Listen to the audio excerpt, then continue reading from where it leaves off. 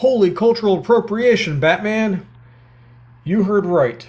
We're reviewing a Finnish-Chinese wuxia film. A mixture of Finnish and Chinese mythology, this film isn't perfect by any means, but it's a very interesting take on traditional themes and more than worth a watch. The Jade Warrior came out in theaters in 2006 and on DVD in 2008.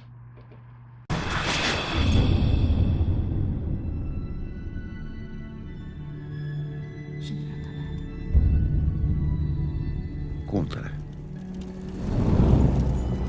Rauta tahtoi olla tulen kanssa, mutta tuli poltti sitä, ja rauta pakeni suolle.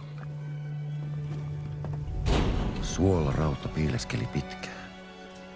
Niin pitkään, että unohti, miksi oli maailmaan syntynyt. Kunnes susi juoksi suota myöten, maalikkuisen jäljissä. Niihin jälkiin rauta nousi piilostaan.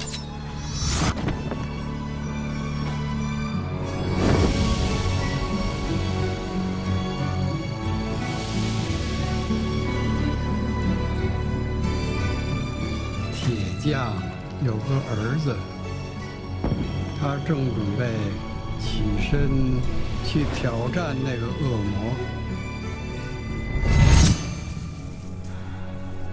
Nyt tiedät raudan synnyn, mutta se ei tiedä sinusta mitään. Rakastat sä mua vielä? 直到永远。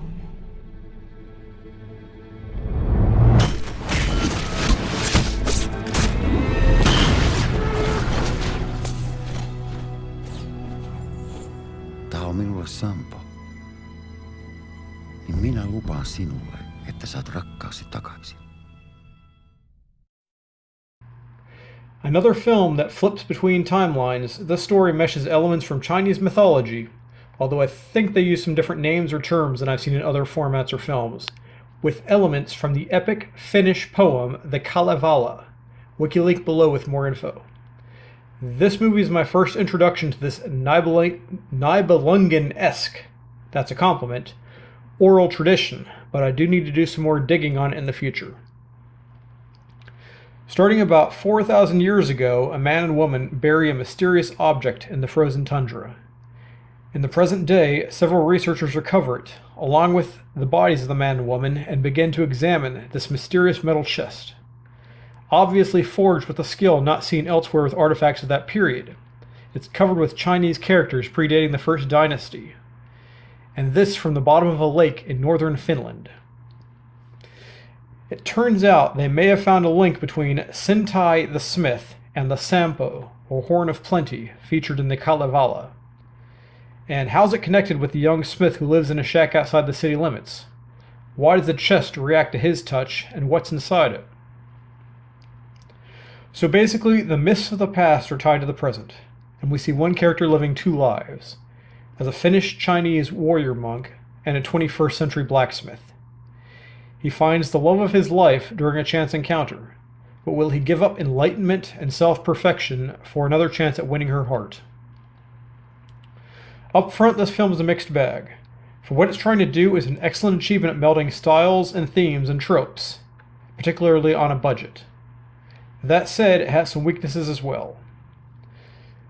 To begin with, as far as the strengths, the lead actor, Tommi Eronen, playing both Kai and Sentai, does an admirable job in the role, both with his modern character and his Mandarin-speaking predecessor, and is generally believable in his portrayals.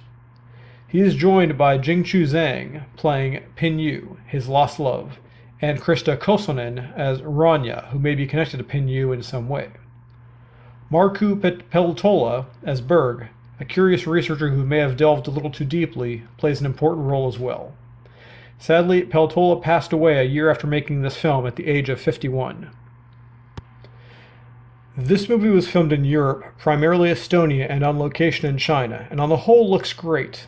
Some of the CGI edits may not be perfect, and there's a little more green screen that would probably be ideal given the budget, but it's appropriately engrossing.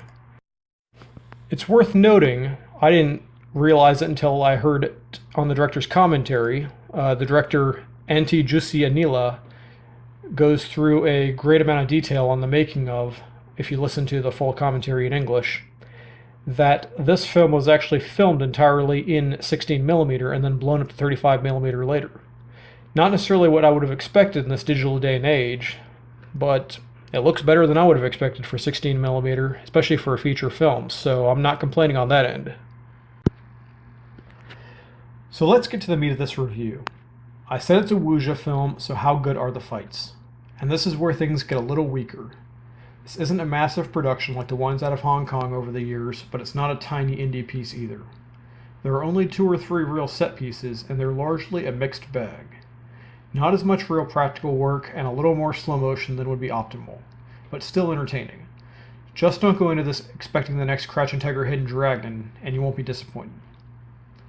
One of the duels between Sentai and Pinyu is purposely designed as a dance, with emotions shifting and positions constantly on the move, with a far more classical European feel, even if the moves are distinctly Chinese. Similarly, the final face-off between Kai and Berg, dueling with smithy hammers around a forge, is also a combination of old and new, but remains entertaining on the whole. There is a bit of an element hinting at the fate of the world being in the balance in both time frames.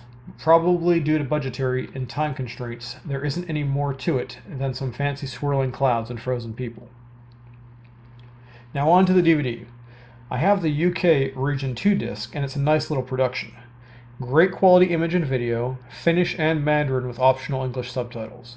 A full-length director's commentary in English. As the director notes a little ironically, it was apparently cheaper and probably a lot faster to re-record him a second time in English than to make subtitles for the commentary he recorded for the domestic Finnish DVD. The disc also includes a music video, trailer, and a multi-part making of, which is a collection of short featurettes. Still interesting to see some of the projects. I'm not sure if the entire post-production CGI effects team was just the 2 individuals you see being interviewed in the featurettes, but if so, that does add a whole lot to the bang for your buck element. I can't really speak to the US release though. The original trailer, not the Lionsgate one, does give a much better feel for the movie in my mind. DVDcompare.net says the US DVD release, available at Netflix or Amazon, as well as Amazon streaming, has the original soundtrack with optional English subtitles. But looking at the US Amazon listing, I can't confirm that. I do know that a large element of the movie hinges on the appropriate languages being used at the right time, and consequently a considerable amount of meaning would be lost by watching it fully dubbed into English. If anyone has seen the US release, please let us know what language options are available in the comments below.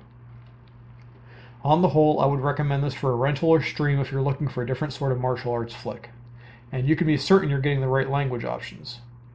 This is the first movie of its kind to come out of Europe, although I have seen a few others of a similar nature since then that I may choose to comment on in the future. Please subscribe to the channel if you're interested in being introduced to more movie titles like this. As always, new reviews on Thursdays. Stay tuned, movie fans. Lieutenant Fish, out.